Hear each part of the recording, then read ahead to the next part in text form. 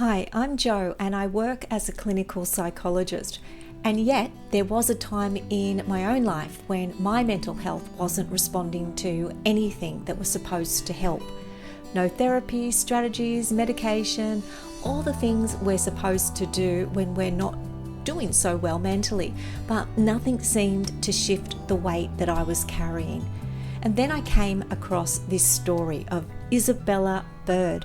She lived in the 19th century and she struggled for years with chronic illness, exhaustion, and what doctors at the time would call nervous disorders. Eventually, one physician, out of options, suggested something unusual: travel. Her first sea voyage started to change her life. In fact, it ended up changing everything.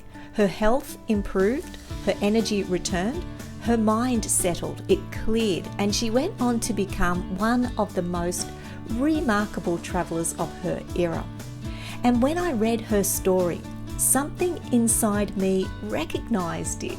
It resonated with me because the sea, it did something similar for me. It has my whole life. I don't go on cruises for the fun, the party. I don't go to drink. I don't touch alcohol. And I don't even really go to escape. When I'm on a cruise, I walk every day, sometimes 20,000 steps, and I'm surrounded by the ocean.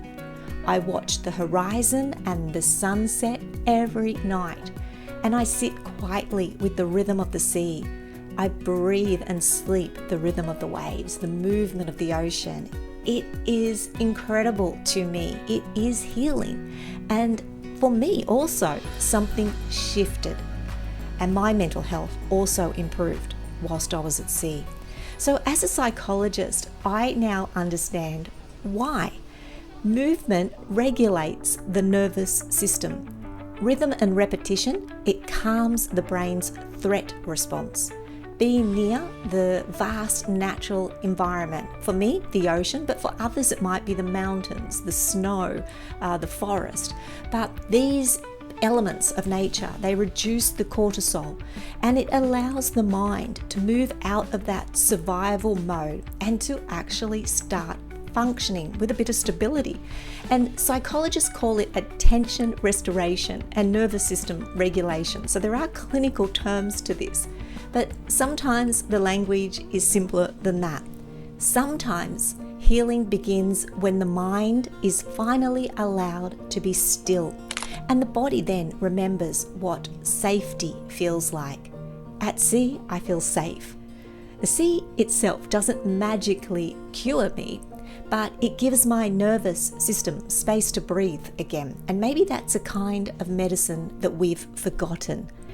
The medicine no one prescribes. So if your nervous system feels depleted, if you've tried everything and nothing seems to work, if life has felt heavy for longer than you expected, and if you've ever needed a reason to travel, well, maybe this is it. Not to escape your life, but to walk beside the ocean, to watch the horizon, to see the sunsets, to breathe again. Because sometimes the most powerful prescription isn't found in a clinic. Sometimes it's simply an adventure.